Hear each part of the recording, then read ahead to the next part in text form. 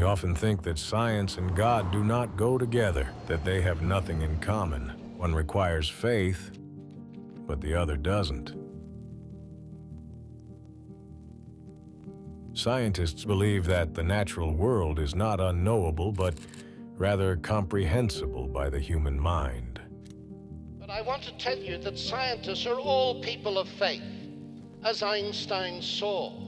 They believe that the universe is accessible to the human mind. And physics cannot explain that for the simple reason that you can't do physics without believing that the universe is intelligible. It's the essence of physics that we believe that there's a law-like order in nature, that nature isn't just arbitrary or absurd, but there's a hidden order.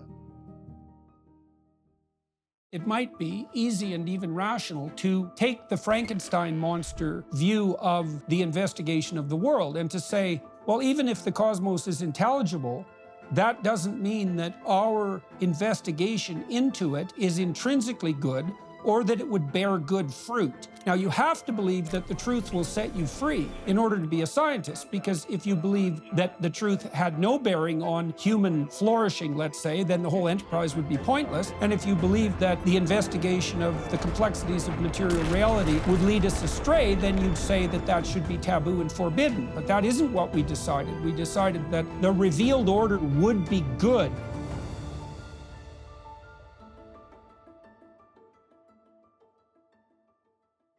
Man, writes Lauren Isley, is the cosmic orphan. He's the only creature in the universe who asks why. Other animals have instincts to guide them, but man has learned to ask questions. Who am I? He asks. Why am I here? Where am I going? I only know one way of deciding which of anything to believe is on the basis of evidence. The idea that God and science are mutually exclusive explanations of the universe is as wrong as saying that internal combustion and Henry Ford are mutually exclusive explanations of the automobile.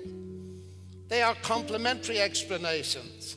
One explains how it works, the other why it exists. We would say that God is not a being, but being itself.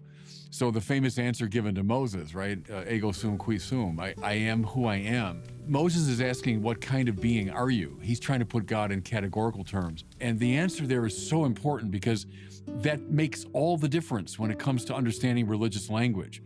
Is if we follow Moses and his question, we will inevitably end up in atheism. Because if you think God is a categorical object in the world, eventually you'll say, well, I don't see this object and there's no evidence for it and I can explain the world without it.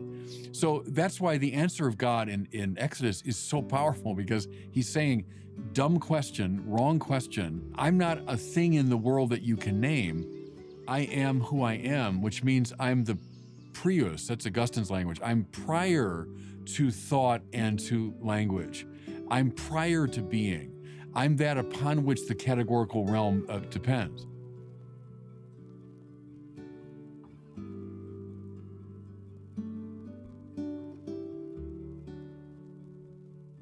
We do not base our lives on science, but on faith.